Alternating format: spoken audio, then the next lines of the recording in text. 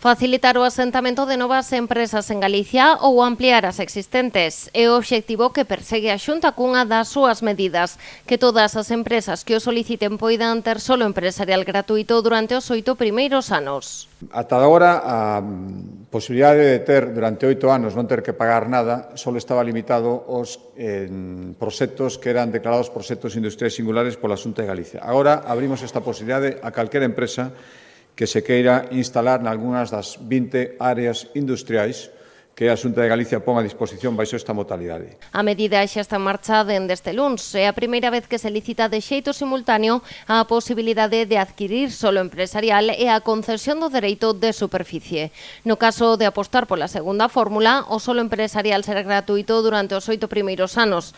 A partires do noveno, o canon a aboar sería do 3,5% do prezo de venda da parcela.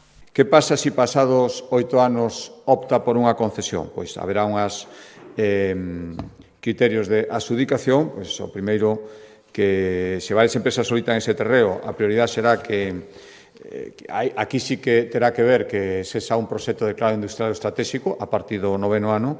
Tamén as empresas que baseen moito a súa actividade en eficiencia enerxética, que teñan autoconsumo, que formen parte de comunidades enerxéticas, terán preferencia, e se queren mercar a parcela, pois, lóxicamente, os criterios serán a cuantía económica do que se oferte, sempre primará maior sobre a menor, que o promotor xa teña unha parcela colindante con unha instalación que tamén este funcionando, ou que conte, se non é colindante, con máis parcelas dentro do solo empresarial.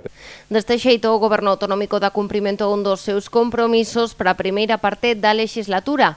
A iniciativa está recollida na nova estrategia de política industrial da Xunta. Unha nova, digamos, política que está a levar a nova Consellería de Industria e Economía, é dicir, para darlle un pouco de salida, digamos, a todo o parque empresarial que hai propio da Xunta, non?